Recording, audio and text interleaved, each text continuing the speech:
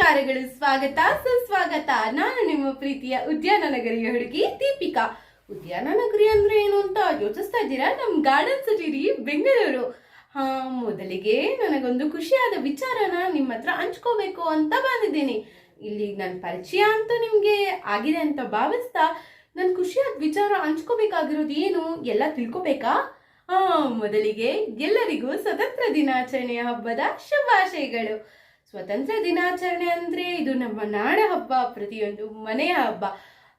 ನನ್ನ ಮೊದಲನೆಯ ಸಂಚಿಕೆಯನ್ನ ನಾನು ಸ್ವತಂತ್ರ ದಿನಾಚರಣೆ ಹಬ್ಬದ ದಿನ ಶುರು ಮಾಡ್ತಾ ಇರೋದೇ ನನಗೆ ತುಂಬಾ ಖುಷಿಯಾದ ವಿಷಯ. ಹೇಗೆ ನಾನು ಸ್ವತಂತ್ರ ದಿನಾಚರಣೆಯನ್ನ ಆಚರಿಸಿದೆ, ಹೇಗೆ ನಮ್ಮ ಸ್ವತಂತ್ರ ದಿನಾಚರಣೆಯ ದಿನ ಹೇಗೆ ನಡೀತು ಎಲ್ಲವನ್ನು ನಿಮಗೆ ತಿಳಿಸೋ ಹಂಬಲ ನನಗಂತೂ ಜಾಸ್ತಿನೇ ಆಗ್ತಾ ಇದೆ. ಸೊ ಇದನ್ನ ತಿಳ್ಕೋಬೇಕು ಅನ್ನೋ ಕುತೂಹಲ ನಿಮಗೂ ಇದೆಯೋ? ಹಾಗಾದ್ರೆ ತಡ ಮಾಡೋದು ಯಾಕೆ, ಬನ್ನಿ ಹೋಗೋಣ, ನಮ್ಮ ಸ್ವತಂತ್ರ ಆಚರಣೆ ಹೇಗಿತ್ತು ಅಂತ ನೋಡೋಣ.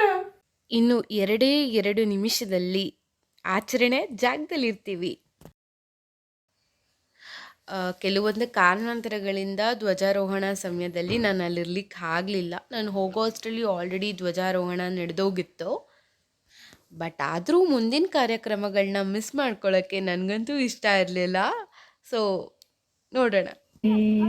ಮಾತೆ ಪೂಜಕ ನಾನು ಎನ್ನಯ ಶಿರವನಿಡುವೆನು ಬಡಿಯಲಿ, ಶಿರವನಿಡುವೆನು ಅಡಿಯಲಿ. ಅಲ್ಲಿ ಇದ್ದ ನಮ್ಮ ಹಿರಿಯ ಉಪನ್ಯಾಸಕರು ಚಿಕ್ಕವರಿಗೂ ದೊಡ್ಡವರಿಗೂ ಎಲ್ಲರಿಗೂ ಈ ಹಬ್ಬದ ಮಹತ್ವ ಸಂದೇಶ ತಿಳಿಸೋದಕ್ಕೆ ಮುಂದಾದರು. ಹಾಗೆ ಅವರು ಹೇಳಿದ ಪ್ರತಿಯೊಂದು ಮಾತುಗಳು ಮನಮುಟ್ಟೋ ಥರ ಇತ್ತು.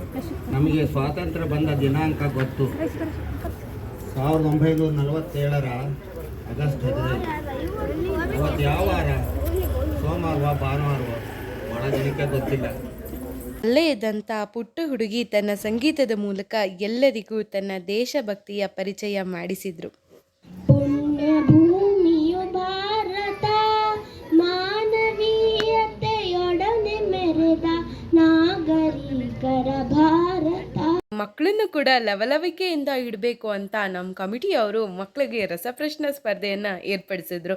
ಮಕ್ಕಳು ಕೂಡ ಹಾಗೆ ತುಂಬ ಸಂತೋಷಭರಿತವಾಗಿ ಎಲ್ಲ ಪ್ರಶ್ನೆಗಳಿಗೂ ಉತ್ತರಿಸ್ತಾ ಆಟವನ್ನು ಆಡಿದ್ರು.